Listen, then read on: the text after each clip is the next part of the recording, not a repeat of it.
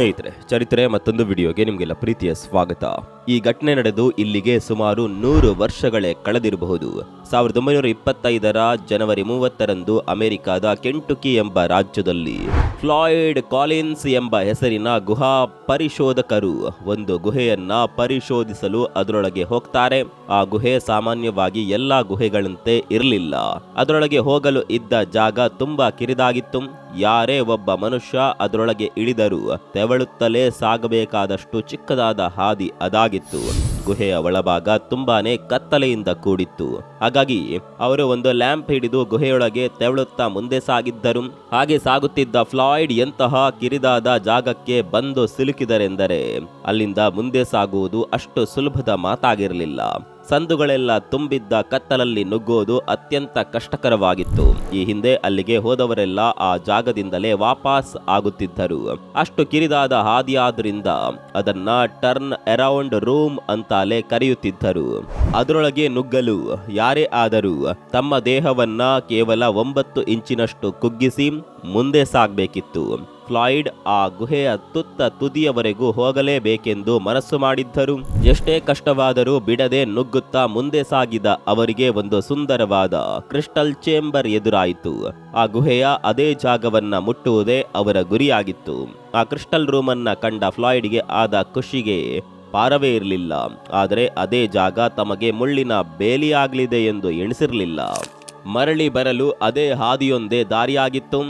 ಅವರು ಇರುವೆಗಳಂತೆ ತೆವಳುತ್ತಾ ವಾಪಸ್ ಬರುತ್ತಿದ್ದಾಗ ಆಕಸ್ಮಿಕವಾಗಿ ಕೈಯಲ್ಲಿದ್ದ ಲ್ಯಾಂಪ್ ಬಂಡೆಯ ಕಲ್ಲಿಗೆ ತಗುಲಿ ಒಡೆದು ಹೋಗುತ್ತೆ. ಇದರಿಂದ ಇಡೀ ಜಾಗ ಗಾಢ ಕತ್ತಲೆಯಿಂದ ಆವರಿಸಿಕೊಳ್ಳುತ್ತದೆ. ಫ್ಲಾಯ್ಡ್ ಈಗ ಭೂಮಿಯಿಂದ 55 ಅಡಿ ಆಳದ ಕಿರಿದಾದ ಜಾಗದಲ್ಲಿ ಸಿಲ್ಕೊಳ್ತಾರೆ. ಅಂತಹ ಸಂದಿಗ್ಧ ಮಾರ್ಗದಲ್ಲಿ ಉಸಿರಾಡಲು ಕಷ್ಟವಾದರೂ ಅವರು ಹೆದರಲಿಲ್ಲ. ಯಾಕಂದ್ರೆ ಕತ್ತಲ ಗುಹೆಗಳನ್ನ ಪರಿಶೋಧಿಸಿದ ಅನುಭವ ಅವರಿಗಿತ್ತು. ಆ ಕತ್ತಲಿನಲ್ಲಿಯೇ ತೆವಳುತ್ತಾ ಬೇಗನೆ ಹೊರಬರಲು ಪ್ರಯತ್ನ ಮಾಡ್ತಾರೆ. ಹಾಗೆ ಪ್ರಯತ್ನಿಸುತ್ತಿದ್ದಾಗ ಒಂದು ಮೊನಚಾದ ದಪ್ಪನೆಯ ಕಲ್ಲು ಅವರ ಕಾಲಿಗೆ ಬಿದ್ದೇ ಬಿಟ್ಟಿತು. ಅದನ್ನ ಹೊರತೆಗೆಯಲು ಅವರಿಗೆ ಸಾಧ್ಯವೇ ಆಗಲಿಲ್ಲ. ಅವರ ಪಾದದ ಮೇಲೆ ಕಲ್ಲು ಸಿಕ್ಕಿ ಹಾಕಿಕೊಂಡಿದ್ರಿಂದ ಎಷ್ಟೇ ಪ್ರಯತ್ನ ಪಟ್ಟರೂ ಮುಂದಕ್ಕೆ ಸಾಗೋದಕ್ಕೆ ಆಗೋದಿಲ್ಲ. ಅವರು ಅಲ್ಲಿಂದಲೇ ಸಹಾಯಕ್ಕಾಗಿ ಕೂಗ್ಕೊಳ್ತಾರೆ. ಆದರೆ ಅಷ್ಟು ಆಳದ ಗುಹೆಯ ಯಾವುದೋ ಮೂಲೆಯಿಂದ ಕೂಗಿದರೆ ಯಾರಿಗೆ ತಾನೇ ಕೇಳಿಸಿತು. ಅವರು ಸಿಲುಕಿಕೊಂಡಿದ್ದ ಜಾಗಕ್ಕೆ ರಭಸವಾಗಿ ಮಳೆ ನೀರು ಸುರಿಯುತ್ತಿತ್ತು. ಅದು ಅವರ ದೇಹವನ್ನ ಪೂರ್ತಿ ನೆನೆಸುತ್ತಿತ್ತು. ಈ ಸಂಕಷ್ಟದ ಮಧ್ಯೆಯೂ ಆ ಸಾವು ನೋವಿನ ಹೋರಾಟದಲ್ಲಿ ಅವರು ಬದುಕುಳಿದ್ರ. ಮುಂದೆ ಏನಾಯಿತು ಎಂಬುದನ್ನ ತಿಳಿದರೆ ಎಂತವರ ಕಣ್ಣಲ್ಲೂ ನೀರು ಸುರಿಯುತ್ತೆ. ಅಲ್ಲಿಂದ ಅವರು ಹೊರಬರಲು ಪಟ್ಟ ಹರಸಾಹಸವನ್ನ ನೋಡ್ತಾ ಹೋಗೋಣ ಬನ್ನಿ.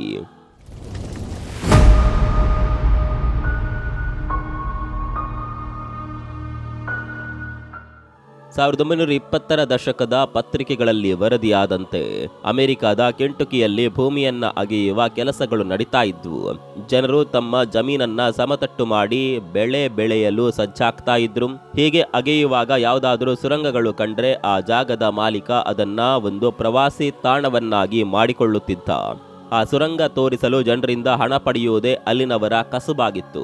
ಅಂತಹ ಸುರಂಗಗಳು ಎಷ್ಟು ಸುಂದರವಾಗಿರುತ್ತಿತ್ತೆಂದರೆ ಜನರು ಕೇಳಿದಷ್ಟು ಹಣ ನೀಡಿ ನೋಡಲು ಬರುತ್ತಿದ್ರು. ಅಮೆರಿಕದಲ್ಲಿ ಅಂತಹ ವ್ಯವಹಾರ ಜೋರಾಗಿಯೇ ನಡೆಯುತ್ತಿದ್ದ ಕಾಲವದು. 37 ವರ್ಷದ ಫ್ಲಾಯ್ಡ್ ಕೂಡ ಒಬ್ಬ ಸಾಮಾನ್ಯ ಯುವಕನಾಗಿದ್ದು ಅವನಿಗೂ ಇಂಥದ್ದೇ ಆಸೆ ಇತ್ತು. ತನ್ನ ಭೂಮಿಯಲ್ಲಿ ಒಂದು ಸುರಂಗ ಸಿಕ್ಕರೆ ಅದನ್ನ ಪ್ರವಾಸಿ ತಾಣವನ್ನಾಗಿ ಮಾಡಿ ಕುಟುಂಬದ ಆರ್ಥಿಕ ಸ್ಥಿತಿಯನ್ನ ಸುಧಾರಿಸಬೇಕೆಂಬುದು ಅವನ ಕನಸಾಗಿತ್ತು. ಅದೇ ಆಸೆಯಿಂದ ತನ್ನ ತಮ್ಮ ಹ್ಯೂಮರ್ನೊಂದಿಗೆ ಸೇರಿ ಬಹಳಷ್ಟು ಅಗೆದಿದ್ದರು. ಹೀಗಿರುವಾಗ ಒಂದು ದಿನ ಅವರ ಭೂಮಿಯಲ್ಲಿಯೇ ಒಂದು ಸುರಂಗ ಮಾರ್ಗ ಅವರ ಪಾಲಿಗೆ ಸಿಕ್ಕೇ ಬಿಡುತ್ತದೆ. ಫ್ಲಾಯ್ಡ್ ಆ ಸುರಂಗವನ್ನ ಇನ್ನಷ್ಟು ಶುಚಿಗೊಳಿಸಿ ಟೂರಿಸ್ಟ್ ಪ್ಲೇಸ್ನಂತೆ ಆಕರ್ಷಕವಾಗಿ ತಯಾರು ಮಾಡಿ ಜನರನ್ನ ಆಮಂತ್ರಿಸಿ ವೀಕ್ಷಿಸಲು ಹೇಳುತ್ತಾನೆ. ಆದರೆ ಯಾರೂ ಸಹ ಅವನ ಸುರಂಗವನ್ನ ನೋಡಲು ಹೋಗೋದಿಲ್ಲ. ಕಾರಣ ಅವನ ಭೂಮಿ ಮೇನ್ ರೋಡ್ನಿಂದ ಕೊಂಚವೇ ಹತ್ತಿರದ ಭಾಗದಲ್ಲಿತ್ತು. ಆಗ್ಲೇ ಅಲ್ಲಿ ಸುರಂಗಗಳಾಗಿದ್ದು ಅದನ್ನೆಲ್ಲ ಜನರು ನೋಡಿದ್ರು. ಹಾಗಾಗಿ ಸುರಂಗವನ್ನ ನೋಡಲು ಯಾರೂ ಸಹ ಮುಂದೆ ಬರೋದಿಲ್ಲ. ಕೆಲ ದಿನಗಳು ಯೋಚಿಸಿದ ಫ್ಲಾಯ್ಡ್ಗೆ ಈಗಾಗಲೇ ಮೇನ್ ರೋಡ್ ಬಳಿ ಇರುವ ಸುರಂಗಗಳ ಮಾಲೀಕರೊಂದಿಗೆ ಪಾರ್ಟ್ನರ್ ಆಗಬಹುದೆಂದು ಕೊಂಡವನೇ ಸೀದಾ ಮನೆಯಿಂದ ಎದ್ದು ಬಂದು ಅಲ್ಲಿನ ಹೈವೇ ಬಳಿಯಲ್ಲಿದ್ದ ಒಂದು ಸುರಂಗದ ಮಾಲೀಕನನ್ನ ಭೇಟಿಯಾಗ್ತಾನೆ. ಅವನ ಸುರಂಗವನ್ನ ಯಾರೆಲ್ಲ ನೋಡಲು ಬರುತ್ತಾರೋ ಅವರಿಗೆ ತಾನು ಅಲ್ಲೇ ಇದ್ದು ಎಲ್ಲವನ್ನ ವಿವರಿಸಿ ತೋರಿಸುವುದಾಗಿಯೂ ತನ್ನದೇ ಎಂಬಂತೆ ಸುರಂಗವನ್ನ ನೋಡಿಕೊಳ್ಳುವುದಾಗಿಯೂ ಹೇಳಿದ. ಅದಕ್ಕಾಗಿ ಅವನಿಗೆ ಮಾಲೀಕ ಎಷ್ಟು ಸರಿ ಅನಿಸುತ್ತೋ ಅಷ್ಟು ದುಡ್ಡು ಕೊಟ್ಟರು ಸಾಕೆಂದ. ಆ ಸುರಂಗದ ಮಾಲೀಕನಿಗೂ ಅವನ ಮಾತು ಸರಿ ಎನಿಸಿತು. ಹೇಗೋ ಅವನು ತನ್ನ ಸುರಂಗವನ್ನ ನೋಡಿಕೊಳ್ತಾನೆ. ನಾನು ಅದೇ ಸಮಯವನ್ನ ಉಳಿಸಿ ಮತ್ತೇನಾದರೂ ಬೇರೆ ಕೆಲಸ ಮಾಡಬಹುದೆಂದುಕೊಂಡ. ಆಗ ಫ್ಲಾಯ್ಡ್ ಅದರ ಮಾಲೀಕನಿಗೆ ತಾನು ಸುರಂಗವನ್ನ ಒಟ್ಟಾರೆಯಾಗಿ ಒಮ್ಮೆ ನೋಡ್ಕೊಂಡು ಬರುತ್ತೇನೆ, ಅದರ ಅಂದಾಜಿದ್ದರೆ ಟೂರಿಸ್ಟ್ಗಳಿಗೆ ಅದನ್ನ ತೋರಿಸಲು ನನಗೆ ಸಹಕಾರಿಯಾಗುತ್ತೆ ಅಂತ ಹೇಳಿದವನೇ ತಡ ಮಾಡದೆ ಕೂಡಲೇ ಗುಹೆಯ ಒಳಗಿಳಿದಿದ್ದ. ಆ ಗುಹೆಯ ಸುರಂಗದ ಮಾಲೀಕನಿಗೆ ಅದರ ಒಳಗೆ ಒಂದು ಟರ್ನ್ ಅರೌಂಡ್ ರೂಮ್ ಎಂಬ ಜಾಗವಿದೆ, ಅದರ ಆಚೆಗೆ ಯಾರೂ ಆಗೋದಿಲ್ಲ ಎಂಬುದು ಮೊದಲೇ ಗೊತ್ತಿತ್ತು. ಅಂತಹ ಗುಹೆಗಳು ನಿರ್ಮಾಣ ಆಗೋದಕ್ಕೆ ಸಾವಿರಾರು ವರ್ಷಗಳೇ ಬೇಕಾಗುತ್ತೆ. ಆ ಕ್ರಿಸ್ಟಲ್ ಕೇವ್ಸ್ ನೋಡೋದಕ್ಕೆ ತುಂಬಾನೇ ಅಟ್ರಾಕ್ಟಿವ್ ಆಗಿಯೂ ಇತ್ತು. ಅಲ್ಲಿನ ಜನ ಅದನ್ನ ನೋಡಲೆಂದು ಬಂದವರು ಅದಕ್ಕಾಗಿ ಕೇಳಿದ್ದಷ್ಟು ಹಣವನ್ನ ಕೊಡುತ್ತಿದ್ರು. ಹೀಗೆ ಆ ಸುರಂಗವನ್ನ ನೋಡಲು ಫ್ಲಾಯ್ಡ್ ಒಂದು ಲಾಠಿನೂ ಹಿಡಿದು ಮುಂದಾಗಿದ್ದ. ತಾನು ಎಲ್ಲಿಗೆ ಹೋಗುತ್ತಿದ್ದಾನೋ ಅದುವೇ ತನ್ನ ಜೀವನದ ಅತ್ಯಂತ ಕಠಿಣ ಹೋರಾಟದ ಕ್ಷಣಗಳಾಗುತ್ತವೆ ಎಂದು ಅವನಿಗೆ ಹೇಗೆ ಗೊತ್ತಾಗಬೇಕು. ಅವನು ಗುಹೆಯನ್ನ ಒಮ್ಮೆ ಎಲ್ಲಾ ಕಡೆಯೂ ಜಾಲಾಡಿ ಎಲ್ಲವನ್ನ ಶುಚಿಗೊಳಿಸಿ ಮುಂದೆ ಸಾಗಿದ್ದ. ಆ ಕ್ರಿಸ್ಟಲ್ ಕೇವ್ಸ್ ಅನ್ನ ನೋಡಿ ಒಂದು ಕ್ಷಣ ಅವನೇ ಮೈ ಮರೆತು ಹೋಗಿದ್ದ. ಅಷ್ಟು ಆಕರ್ಷಕವಾಗಿತ್ತು ಆ ಗುಹೆ. ಅಲ್ಲಿ ಒಂದು ಜಾಗದಲ್ಲಿ ಟರ್ನ್ ಅರೌಂಡ್ ರೂಮ್ ಎಂದು ಬರೆದಿತ್ತು. ಅದರ ಹತ್ತಿರ ಹೋದವನಿಗೆ ಅದರಲ್ಲಿ ಏನಿರಬಹುದು ಎಂದು ನೋಡುವ ಕುತೂಹಲ ಹೆಚ್ಚಾಯಿತು. ಅದರ ಬಾಗಿಲು ಚಿಕ್ಕದಾದ ಗೋಂದಿಯಂತೆ ನಿರ್ಮಾಣವಾಗಿತ್ತು. ಅದರ ಒಳಗೆ ತೂರಿದವನಿಗೆ ಮೇಲೆ ಏಳಲು ಪ್ರಯತ್ನಿಸಿದಾಗ ತಿಳಿಯಿತು ಅಲ್ಲಿ ತೆವಳ್ಕೊಂಡೇ ಮುಂದೆ ಹೋಗಬೇಕೆಂದು. ಅಲ್ಲಿಗೆ ಹೋಗಿ ಅವನು ಗುಹೆಯ ಸಂದುಗಳಲ್ಲಿ ಸಿಲುಕಿಕೊಂಡಿದ್ದ. ಅವನ ಕಾಲಿನ ಮೇಲೆ ದಪ್ಪದಾದ ಬಂಡೆಯ ಕಲ್ಲೊಂದು ಬಿದ್ದಿದ್ರಿಂದ ಅಲ್ಲಿಂದ ಮುಂದೆ ಸಾಗೋದಕ್ಕೆ ಅವನಿಗೆ ಸಾಧ್ಯವಾಗ್ಲೇ ಇಲ್ಲ. ಯಾಕಂದ್ರೆ ಅವನ ಕಾಲು 2 ಬಂಡೆಗಳ ಮೇಲೆ ಸಿಕ್ಕಿ ಹಾಕೊಂಡಿತ್ತು. ಆ ಕಲ್ಲು ಏನಿಲ್ಲವೆಂದರೂ ಸುಮಾರು 25 ಪೌಂಡ್ ಅಷ್ಟು ತೂಕವಿತ್ತು. ಆ ಕಲ್ಲನ್ನ ಕಾಲಿನಿಂದ ಎತ್ತಲು ಅವನು ಎಷ್ಟೇ ಸಾಹಸ ಪಟ್ಟರೂ ಸಹ ಅದು ಮತ್ತೊಂದು ಬಂಡೆಯ ಮಧ್ಯೆ ಸಿಲುಕಿಕೊಂಡಿದ್ದರಿಂದ ಅದನ್ನ ಅಲುಗಾಡಿಸಲು ಸಹ ಅವನಿಂದ ಸಾಧ್ಯವಾಗೋದಿಲ್ಲ. ಅಲ್ಲಿಂದಲೇ ಅವನು ಸಹಾಯಕ್ಕಾಗಿ ಎಷ್ಟಾಗಿ ಜೋರಾಗಿ ಕೂಗಿದ್ರು ಯಾರೂ ಸಹ ಅವನ ನೆರವಿಗೆ ಬರಲಿಲ್ಲ. ಸತತ 24 ಗಂಟೆಗಳ ಕಾಲ ಮಲಗಿದ ಸ್ಥಿತಿಯಲ್ಲಿಯೇ ಎದುಸಿರು ಬಿಡುತ್ತಾ ಜೀವ ಬಿಗಿ ಹಿಡಿದುಕೊಂಡು ಪರದಾಡಿದ್ದ. ಆದರೆ ಯಾರೂ ಸಹಾಯಕ್ಕೆ ಬಾರದೇ ಇದ್ದಿದ್ರಿಂದ ಆ ಇಡೀ ರಾತ್ರಿಯನ್ನ ಅವನು ಅಲ್ಲಿಯೇ ಕಳೆಯಬೇಕಾಯಿತು. ಅಂತೆಯೇ ಅದರ ಮಾರನೇ ದಿನ ಆ ಗುಹೆಯ ಮಾಲೀಕ ತನ್ನ ಮಗನೊಂದಿಗೆ ಅಲ್ಲಿಗೆ ಬರ್ತಾನೆ. ಅವನ ಮಗನಿಗೆ ಅಲ್ಲಿ ಒಂದು ಟೋಪಿ ಮತ್ತು ಕೋಟು ಕಂಡುಬರುತ್ತವೆ. ಆಗ ತನ್ನ ತಂದೆಯ ಬಳಿ ಅವು ಯಾರದ್ದೆಂದು ಕೇಳಿದಾಗ ಮಾಲೀಕನಿಗೆ ನಿನ್ನೆ ಗುಹೆಯೊಳಗೆ ಬಂದಿದ್ದ ಫ್ಲಾಯ್ಡ್ ಇನ್ನೂ ಇಲ್ಲಿಯೇ ಇದ್ದಾನೆ ಎಂಬುದು ತಿಳಿಯುತ್ತದೆ. ಕೂಡಲೇ ಆ ಗುಹೆಯ ಮಾಲೀಕ ಫ್ಲಾಯ್ಡ್ ಯಾವುದೋ ಸಂಕಷ್ಟಕ್ಕೆ ಸಿಲುಕಿರಬಹುದು ಎಂದು ಭಾವಿಸಿ ಅವನಿಗಾಗಿ ಸುರಂಗದೊಳಗೆಲ್ಲ ಹುಡುಕಾಡ್ತಾನೆ. ಎಲ್ಲಿಯೋ ಫ್ಲಾಯ್ಡ್ ಪತ್ತೆಯಾಗದಿದ್ದಾಗ ಮಾಲೀಕನಿಗೆ ಏನೋ ನೆನಪಾದಂತಾಗಿ ಆ ಟರ್ನ್ ಅರೌಂಡ್ ರೂಮ್ ಹತ್ತಿರ ಬಂದು ಒಳಗಡೆ ಇಣುಕಿ ಕೂಗ್ತಾನೆ. ಆಗ ಫ್ಲಾಯ್ಡ್ ಅಲ್ಲಿಂದಲೇ ಮಾತನಾಡಲಾಗದಂತಹ ಗದ್ಗದಿತ ಧ್ವನಿಯಲ್ಲಿ ತಾನು ಅಲ್ಲಿಯೇ ಇರೋದಾಗಿ ತಿಳಿಸ್ತಾನೆ. ಇದರಿಂದ ಆತಂಕಗೊಂಡ ಮಾಲೀಕ ಕೂಡಲೇ ಹೊರಬಂದು ವಿಷಯವನ್ನ ಫ್ಲಾಯ್ಡ್ ಕುಟುಂಬಸ್ಥರಿಗೆ ತಿಳಿಸ್ತಾನೆ. ಸುದ್ದಿ ತಿಳಿಯುತ್ತಿದ್ದಂತೆಯೇ ಫ್ಲಾಯ್ಡ್ ತಮ್ಮ ಹ್ಯೂಮರ್ ತನ್ನ ಅಣ್ಣನನ್ನ ಹೇಗಾದ್ರೂ ಮಾಡಿ ಉಳಿಸಿಕೊಳ್ಳಬೇಕೆಂದು ಗುಹೆಯತ್ತ ಓಡೋಡಿ ಬರ್ತಾನೆ. ಟರ್ನ್ ಅರೌಂಡ್ ರೂಮ್ ನ ಆ ಗವಿಯಂತಹ ದ್ವಾರವನ್ನ ಕಂಡು ಹ್ಯೂಮರ್ ತುಸು ಹೆದರಿದರು ತನ್ನ ಅಣ್ಣನಿಗಾಗಿ ಧೈರ್ಯ ಮಾಡಿ ಒಳಗೆ ಪ್ರವೇಶಿಸ್ತಾನೆ. ಆ ಕಿರಿದಾದ ದಾರಿಯಲ್ಲಿ ತೆವಳುತ್ತಾ ಫ್ಲಾಯ್ಡ್ ಇರುವ ಜಾಗಕ್ಕೆ ತಲುಪಲು ಅವನಿಗೆ ಅಕ್ಷರಶಃ ಗಂಟೆಗಳೇ ಬೇಕಾದವು. ಹೇಗೋ ಸಾಹಸ ಮಾಡಿ ಅಣ್ಣನನ್ನ ತಲುಪಿದ ಹ್ಯೂಮರ್ ಅವನಿಗೆ ತಾನು ತಂದಿದ್ದ ಆಹಾರವನ್ನ ತಿನ್ನಿಸ್ತಾನೆ. ಆಹಾರ ಸೇವಿಸಿ ಸ್ವಲ್ಪ ಸುಧಾರಿಸಿಕೊಂಡ ಫ್ಲಾಯ್ಡ್ ನನ್ನನ್ನ ಇಲ್ಲಿಂದ ಹೇಗಾದ್ರೂ ಮಾಡಿ ಪಾರು ಮಾಡು ಎಂದು ತಮ್ಮನ ಬಳಿ ಅಂಗಲಾಚಿಸ್ತಾನೆ. ಅಣ್ಣನನ್ನ ಹೇಗಾದ್ರೂ ಮಾಡಿ ಹೊರಗೆ ತರಲೇಬೇಕೆಂದು ನಿರ್ಧರಿಸಿದ ಹ್ಯೂಮರ್ ಫ್ಲಾಯ್ಡ್ ಕಾಲ ಮೇಲೆ ಬಿದ್ದಿದ್ದ ಆ ಬಂಡೆಯನ್ನ ತಾನು ತಂದಿದ್ದ ಸುತ್ತಿಗೆಯಿಂದ ಒಡೆಯಲು ಪ್ರಯತ್ನಿಸ್ತಾನೆ. ಆಗ ಹ್ಯೂಮರ್ ಸುತ್ತಿಗೆಯಿಂದ ಹೊಡೆಯುತ್ತಿದ್ದಂತೆ ಪೂರ್ತಿ ಬಂಡೆಯೇ ಅಲುಗಾಡತೊಡಗಿತ್ತು. ಅದು ಫ್ಲಾಯ್ಡ್ ಮೇಲೆ ಬಿದ್ದು ಇನ್ನೂ ಹೆಚ್ಚಿನ ಅಪಾಯ ಉಂಟಾಗುವ ಸಾಧ್ಯತೆಗಳಿದ್ದವು. ಇದರಿಂದಾಗಿ ಹ್ಯೂಮರ್ ಮಾಡಿದ್ದ ಪ್ಲಾನ್ ವಿಫಲವಾಯಿತು. ಈ ರೀತಿಯಾಗಿ ಫ್ಲಾಯ್ಡ್ ಆ ಗುಹೆಯೊಳಗೆ ಸಿಲುಕೊಂಡು ಆಗ್ಲೇ 48 ಗಂಟೆಗಳೇ ಕಳೆದು ಹೋಗಿದ್ದವು. ಇನ್ನು ಹೆಚ್ಚು ಕಾಲ ತಾನು ಇಲ್ಲೇ ಉಳಿದ್ರೆ ಜೀವಂತವಾಗಿ ಉಳಿಯೋದಿಲ್ಲ ಎಂಬ ಭಯ ಮತ್ತು ಆತಂಕಗಳಿಂದ ಫ್ಲಾಯ್ಡ್ ಒಳಗೆ ನರಳತೊಡಗಿದ್ದ. ಆ ಸುರಂಗವು ಹೈವೇಗೆ ತೀರಾ ಹತ್ತಿರದಲ್ಲಿದ್ದ ಕಾರಣ ವಿಷಯ ತಿಳಿದ ಜನರೆಲ್ಲರೂ ಸಂತೆಗೆ ಬಂದಂತೆ ಆ ಸುರಂಗದ ಹತ್ತಿರ ಜಮಾಯಿಸಿದ್ದರು. ಅಲ್ಲಿಗೆ ಬಂದವರೆಲ್ಲರೂ ಫ್ಲಾಯ್ಡ್ಗೆ ಹೇಗಾದರೂ ಸಹಾಯ ಮಾಡಬೇಕೆಂದು ಒಳಗೆ ಹೋಗುತ್ತಿದ್ರು. ಆದರೆ ಆ ಕಿರಿದಾದ ಕಿಂಡಿಯಂತಿದ್ದ ಕೋಣೆಯ ದ್ವಾರವನ್ನ ಕಂಡ್ರೆ ಸಾಕು, ಭಯದಿಂದಲೇ ತಕ್ಷಣವೇ ಹೊರಬರ್ತಾ ಇದ್ರು. ಫ್ಲಾಯ್ಡ್ ಹಾಗೆಯೇ ಆ ಕೇವಲ 9 ಇಂಚಿನಷ್ಟು ಕಿರಿದಾದ ಜಾಗದಲ್ಲಿ ಸಿಲುಕಿ 72 ಗಂಟೆಗಳು ಕಳೆದು ಹೋಗಿದ್ದವು. ಅವನ ತಮ್ಮ ಹ್ಯೂಮರ್ನನ್ನ ಹೊರತುಪಡಿಸಿ ಬೇರೆ ಯಾರು ಆ ಗುಹೆಯೊಳಗೆ ಇಳಿಯಲು ಧೈರ್ಯ ಮಾಡುತ್ತಿರಲಿಲ್ಲ. ಆದರೆ ವಿಲಿಯಂ ಬರ್ಕ್ ಮಿಲ್ಲರ್ ಎಂಬ ಒಬ್ಬ ರಿಪೋರ್ಟರ್ ಫ್ಲಾಯ್ಡ್ನ ಸಂದರ್ಶನ ತೆಗೆದುಕೊಳ್ಳಲೇಬೇಕೆಂದು ಪಣತೊಟ್ಟು ಅಷ್ಟೆಲ್ಲ ಸಾಹಸ ಮಾಡಿಬಿಟ್ಟಿದ್ದರು. ಕೆಂಟುಕಿಯ ಆ ರಿಪೋರ್ಟರ್ ಫ್ಲಾಯ್ಡ್ ಸಿಲುಕೊಂಡಿದ್ದ ಜಾಗದವರೆಗೂ ತೆವಳುತ್ತಾ ಹೋಗುತ್ತಾರೆ. ಅಲ್ಲಿ ಫ್ಲಾಯ್ಡ್ನನ್ನ ಮಾತನಾಡಿಸಿ ಅವನ ಹೇಳಿಕೆಗಳನ್ನ ಪಡೆದು ಹೊರಬಂದವರೇ ಆ ಸುದ್ದಿಯನ್ನ ತಮ್ಮ ಪತ್ರಿಕೆಯಲ್ಲಿ ಪ್ರಕಟಿಸುತ್ತಾರೆ. ಕೆಲವೇ ಕ್ಷಣಗಳಲ್ಲಿ ಆ ಸುದ್ದಿ ಎಲ್ಲಾ ಕಡೆಗಳಲ್ಲಿಯೂ ವೈರಲ್ ಆಗುತ್ತದೆ. ಒಂದೇ ದಿನದಲ್ಲಿ ಅದೊಂದು ಅಂತಾರಾಷ್ಟ್ರೀಯ ಸುದ್ದಿಯಾಗಿ ಬದಲಾಗುತ್ತೆ.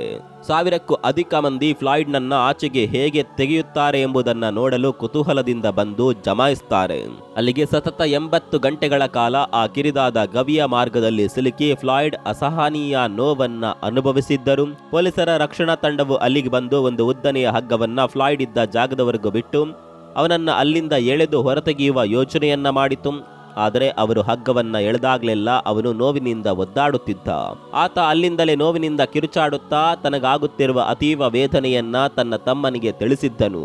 ಹಗ್ಗದಿಂದ ಎಳೆಯುವುದನ್ನ ನಿಲ್ಲಿಸಿ, ಇಲ್ಲವಾದಲ್ಲಿ ನಾನು ಇಲ್ಲಿಯೇ ಬಂಡೆಗಳ ಮಧ್ಯೆ 2 ತುಂಡಾಗಿ ಹೋಗ್ತೇನೆ ಎಂದು ಫ್ಲಾಯ್ಡ್ ದೈನ್ಯನಾಗಿ ಅಂಗಲಾಚಿದ್ದನು. ಅಲ್ಲಿಗೆ ಫ್ಲಾಯ್ಡ್ ಆ ಕ್ರಿಸ್ಟಲ್ ಕೇವ್ ಒಳಗೆ ಸಿಲುಕಿ 100 ಗಂಟೆಗಳೇ ಕಳೆದಿದ್ದವು. 10,000ಕ್ಕೂ ಅಧಿಕ ಮಂದಿ ಜಾತ್ರೆಯಂತೆ ಆ ಗುಹೆಯತ್ತ ಸುತ್ತ ಜಮಾಯಿಸಿದ್ರು. ಗುಹೆಯ ಒಳಗಿನ ತಾಪಮಾನ ತೀರಾ ಕಡಿಮೆ ಇದ್ದಿದ್ರಿಂದ ಫ್ಲಾಯ್ಡ್ಗೆ ವಿಪರೀತ ಚಳಿಯಾಗ್ತಾ ಇತ್ತು. ಅವನ ದೇಹವೆಲ್ಲ ಮರಗಟ್ಟುತ್ತಾ ಸಾಗಿತ್ತು. ಅವನ ದೇಹ ಕೊಂಚವಾದರೂ ಬೆಚ್ಚಗಾಗಲಿ ಎಂಬ ಉದ್ದೇಶದಿಂದ ಒಂದು ವಿದ್ಯುತ್ ಬಲ್ಬನ್ನ ಬಿಡ್ಲಾಯಿತು. ಆದರೆ ಅವನನ್ನ ಹೊರತೆಗೆಯುವುದು ಹೇಗೆಂಬ ಬಗ್ಗೆ ಯಾರಿಗೂ ಯಾವುದೇ ಯೋಜನೆ ತೋಚದಂತಾಯಿತು. ತನ್ನ ಕಾಲಿನ ಮೇಲೆ ಭಾರವಾದ ಬಂಡೆ ಬಿದ್ದು ಅಲುಗಾಡಲು ಸಹ ಆಗದಂತಹ ಸ್ಥಿತಿಯಲ್ಲಿ ಫ್ಲಾಯ್ಡ್ 115 ಗಂಟೆಗಳನ್ನ ಕಳೆದು ಬಿಟ್ಟಿದ್ದ. ಅವನ ಆ ಅವಸ್ಥೆ ನಿಜಕ್ಕೂ ಹೇಳತೀರದಾಗಿತ್ತು.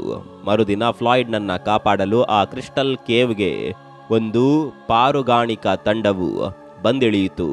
ಅವರು ಅಲ್ಲಿಗೆ ಬರುತ್ತಿದ್ದಂತೆಯೇ ಮುಂದೆ ಏನಾಗುವುದೋ ಮತ್ತು ಫ್ಲಾಯ್ಡ್ನನ್ನ ಗುಹೆಯ ಅಷ್ಟು ಆಳದಿಂದ ಹೇಗೆ ಹೊರ ತೆಗೆಯುತ್ತಾರೋ ಎಂಬ ಕುತೂಹಲದಿಂದ ಇನ್ನಷ್ಟು ಜನರು ಆ ಗುಹೆಯನ್ನ ಸುತ್ತುವರೆದರು.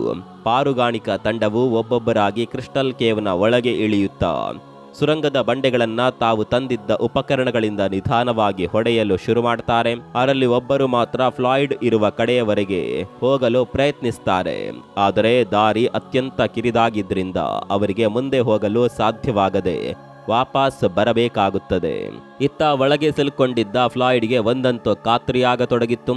ಅದೇನೆಂದ್ರೆ ಪಾರುಗಾಣಿಕಾ ತಂಡದವರ ಹೊಡೆತಕ್ಕೆ ಸುರಂಗದ ಭಾಗಗಳು ಒಂದೊಂದಾಗಿ ಸಡಿಲಗೊಂಡು ಬೀಳುತ್ತಿವೆ ಎಂಬುದು. ಅವನಿಗೆ ಅಲ್ಲಿ ಒಬ್ಬನೇ ಅಸಹಾಯಕನಾಗಿ ಸಾವಿಗೀಡಾಗೋದು ಇಷ್ಟವಿರಲಿಲ್ಲ. ಹಾಗಾಗಿ ಒಳಗಿನಿಂದಲೇ ಕೂಗಿ ಅವನು ಕುಡಿಯಲು ನೀರು ಕೇಳುತ್ತಾನೆ. ಅಷ್ಟು ದಿನಗಳವರೆಗೂ ಅವನು ಸಿಲ್ಕೊಂಡಿದ್ದ ಮೇಲ್ಭಾಗದ ಬಂಡೆಯಿಂದ ಮಳೆಯ ನೀರು ಜಿನುಗುತ್ತಿತ್ತು. ಅವನು ಅದೇ ನೀರನ್ನ ಕುಡಿದು ಬದುಕಿದ್ದ. ಫ್ಲಾಯ್ಡ್ಗೆ ಅವನಿರುವ ಜಾಗಕ್ಕೆ ಆಹಾರವನ್ನ ಕಳಿಸಲಾಗ್ತಿತ್ತು. ಆದರೆ ರಕ್ಷಣಾ ತಂಡದ ಕಾರ್ಯಾಚರಣೆಯಿಂದಾಗಿ ಬಂಡೆಗಳು ಕುಸಿದು ಅವನಿರುವ ಜಾಗವು ಕಲ್ಲುಗಳಿಂದ ಮುಚ್ಚಿ ಹೋಗುತ್ತಿರುವುದು ತಿಳಿಯಿತು. ಈ ಕಾರಣದಿಂದ ಅವನಿಗೆ ನೀರು ಕೊಡಲು ಹೋದವರು ಸಹ ಅನಿವಾರ್ಯವಾಗಿ ಅಲ್ಲಿಂದ ವಾಪಸ್ ಬರಬೇಕಾಯಿತು. ಅವನು ಹೊರಬರಲು ಇದ್ದ ಆ ಒಂದು ಕಿರಿದಾದ ಹಾದಿಯು ಈಗ ಕಲ್ಲು ಮಣ್ಣಿನಿಂದ ಸಂಪೂರ್ಣವಾಗಿ ಮುಚ್ಚಿಹೋಯಿತು. ಆಗ ರಕ್ಷಣಾ ತಂಡದವರು ಫ್ಲಾಯ್ಡ್ ಇರುವ ಜಾಗದ ಮೇಲ್ಭಾಗದಿಂದಲೇ ಒಂದು ಹೊಸ ದಾರಿಯನ್ನ ಮಾಡಲು ಮುಂದಾದರು. ಆದರೆ ಅಲ್ಲಿಂದ ಅವನನ್ನ ಹೊರತೆಗೆಯಲು ಅವನು ಸಿಲ್ಕೊಂಡಿರುವ ಬಂಡೆಗಳನ್ನೇ ಒಡಿಬೇಕಿತ್ತು. ಅದು ಅಂದುಕೊಂಡಷ್ಟು ಸುಲಭದ ಕೆಲಸವಾಗಿರಲಿಲ್ಲ. ದೊಡ್ಡದಾದ ಯಂತ್ರಗಳನ್ನ ತಂದು ಕಲ್ಲಿನ ಆ ಬಂಡೆಗಳನ್ನ ಒಡೆದು ಅವನಿರುವ ಜಾಗಕ್ಕೆ ತಲುಪಬಹುದಿತ್ತು. ಆದರೆ ಅವರು ಬಂಡೆಯನ್ನ ಒಡೆಯುವಾಗ ಅಕಸ್ಮಾತ್ ಏನಾದರೂ ಅವು ಅವನ ಮೇಲೆ ಬಿದ್ದು ಬಿಟ್ರೆ ಎಂಬ ಭಯ ಒಂದು ಕಡೆ. ಆ ಭಯದಲ್ಲಿ ಪಾರುಗಾಣಿಕಾ ತಂಡದವರು ಕೈಯಿಂದಲೇ ಪೂರ್ತಿ ಅವನಿರುವ ಜಾಗವನ್ನ ಅಗೆದು ತೆಗೆಯುವ ಯೋಚನೆ ಮಾಡಿದ್ರು. ಆದರೆ ಅದು ಬಹಳ ಸಮಯ ತೆಗೆದುಕೊಳ್ಳುತ್ತಿತ್ತು. ಆದರೂ ಇದುವೇ ಉತ್ತಮ ಯೋಜನೆ ಎಂದುಕೊಂಡವರೇ ಅಗೆಯಲು ಶುರು ಮಾಡಿಯೇ ಬಿಟ್ರು.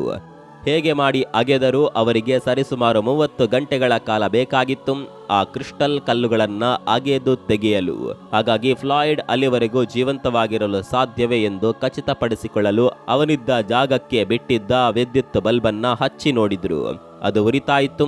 ಅದರ ಮೂಲಕ ಒಂದು ತಂತಿಯನ್ನ ಇಳಿಬಿಟ್ಟು ರೇಡಿಯೋ ಆಂಪ್ಲಿಫೈಯರ್ ಅನ್ನ ಅದರೊಂದಿಗೆ ಸಂಪರ್ಕಿಸಿ ಅವನಿದ್ದಲ್ಲಿಗೆ ಇಳಿಸಿದ್ರು. ಅದರಿಂದ ಫ್ಲಾಯ್ಡ್ ಉಸಿರಾಡುವ ಶಬ್ದ ಇವರಿಗೆ ಆ ರೇಡಿಯೋ ಆಂಪ್ಲಿಫೈಯರ್ ಏರಿಳಿತದಿಂದಾಗಿ ಅವನು ಉಸಿರಾಡುತ್ತಿದ್ದಾನೆ ಎಂಬುದು ಸೂಚಿಸುತ್ತಿತ್ತು. ರೆಸ್ಕ್ಯೂ ತಂಡದವರೆಲ್ಲರೂ ಸೇರಿ ಸುರಂಗವನ್ನ ಅಗೆದರು. ಅವರು ಅಂದಾಜು ಮಾಡಿದಕ್ಕಿಂತ ಹೆಚ್ಚಿನ ಸಮಯ ತೆಗೆದುಕೊಳ್ತಾ ಇತ್ತು. ಫ್ಲಾಯ್ಡ್ ಆ ಗುಹೆಯಲ್ಲಿ ಸಿಲುಕೊಂಡೇ ಸುಮಾರು 250 ಗಂಟೆಗಳು ಕಳೆದಿದ್ದವು. 30 ಗಂಟೆಯಲ್ಲಿ ಅಗೆಯೋದು ಸಾಧ್ಯವಾಗುತ್ತದೆ ಎಂದುಕೊಂಡಿದ್ದ ಅವರ ಕೆಲಸಕ್ಕೆ 140 ಗಂಟೆಗಳು ತಗುಲಿದ್ದವು. ಆದರೂ ಸಹ ಇನ್ನೂ ಅವರಿಗೆ ಅವನನ್ನ ತಲುಪಲು ಸಾಧ್ಯವಾಗಿರಲಿಲ್ಲ. ಸುರಂಗದ ಒಳಗೆ ಫ್ಲಾಯ್ಡ್ ತನ್ನ ಪ್ರಾಣ ಪಕ್ಷಿಯನ್ನ ಕೈಯಲ್ಲೇ ಹಿಡಿದುಕೊಂಡು ಮನಸ್ಸಿನಲ್ಲಿಯೇ ದೇವರಿಗೆ ಪ್ರಾಣ ಭಿಕ್ಷೆಗಾಗಿ ಬೇಡುತ್ತಿದ್ದನು. ಅವನು ಅದೇ ಸ್ಥಿತಿಯಲ್ಲಿ ಗುಹೆಯ ಒಳಗಿದ್ದು 15 ದಿನಗಳೇ ಕಳೆದಿದ್ದವು. ಇನ್ನು ಅವನು ಬದುಕಿದ್ದಾನೆ ಎಂಬ ವಿಷಯವನ್ನ ಅವನ ಬಳಿಗೆ ಕಳಿಸಿದ್ದ ರೇಡಿಯೋ ಆಂಪ್ಲಿಫೈಯರ್ ಖಚಿತಪಡಿಸುತ್ತಿತ್ತು. ಅವನಿದ್ದ ಜಾಗದಲ್ಲಿ ವಿದ್ಯುತ್ ಬಲ್ಬ್ ಉರಿಯೋದನ್ನ ಕಂಡು ಅವನಿಗೇನು ಆಗಿಲ್ಲ, ಸದ್ಯಕ್ಕೆ ಬದುಕಿದ್ದಾನೆ ಎಂದು ಎಲ್ಲರೂ ಭಾವಿಸಿದ್ದರು. ಆದರೆ ಅನಿರೀಕ್ಷಿತವಾಗಿ ಅಂದು ಆ ಬಲ್ಬ್ ಕೂಡ ಆರಿ ಹೋಗುತ್ತದೆ. ಆನಂತರ ಅವನು ಬದುಕಿದ್ದಾನೋ ಇಲ್ಲವೋ ಎಂಬುದು ಸಹ ಯಾರಿಗೂ ತಿಳಿಯದಂತಾಗುತ್ತೆ. ರೆಸ್ಕ್ಯೂ ಟೀಮ್ನವರು ತಮ್ಮ ಕಾರ್ಯಾಚರಣೆಯನ್ನ ಕೈಬಿಡದೆ ಇನ್ನೂ ವೇಗವಾಗಿ ಬಂಡೆಗಳನ್ನ ಅಗೆಯೋದನ್ನ ಮುಂದುವರಿಸ್ತಾರೆ. ಕೊನೆಗೂ 18 ದಿನಗಳ ಸುದೀರ್ಘ ಹೋರಾಟದ ನಂತರ ಅವರು ಫ್ಲಾಯ್ಡ್ ಇದ್ದ ಜಾಗವನ್ನ ತಲುಪ್ತಾರೆ.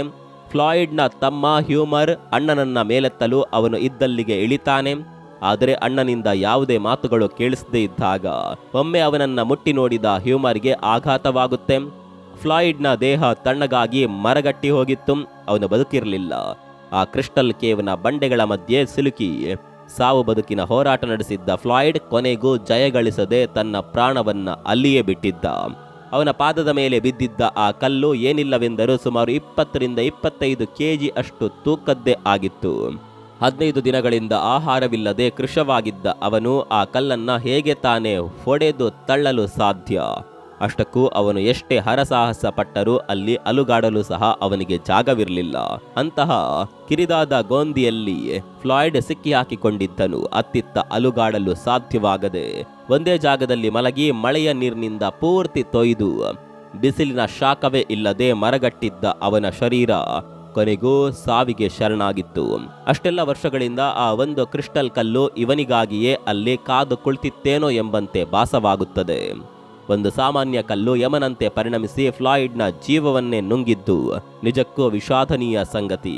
ತನ್ನ ಕುಟುಂಬದವರ ಹಿತಕ್ಕಾಗಿ ಮತ್ತು ಬಡತನ ನೀಗಿಸಲು ದುಡಿಯಲು ಹೋದ ಫ್ಲಾಯ್ಡ್ನ ಪ್ರಾಣ ಕೊನೆಗೆ ಹೀಗೆ ದುರಂತಮಯವಾಗಿ ಅಂತ್ಯ ಕಂಡಿತ್ತು. ಸ್ನೇಹಿತರೆ, ಈ ಘಟನೆ ಬಗ್ಗೆ ನಿಮ್ಮ ಅಭಿಪ್ರಾಯವನ್ನು ಕಾಮೆಂಟ್ ಮಾಡಿ. ಮತ್ತೊಂದು ವಿಡಿಯೋದಲ್ಲಿ ಸಿಗೋಣ. ಅಲ್ಲಿವರೆಗೂ ನಮಸ್ಕಾರ.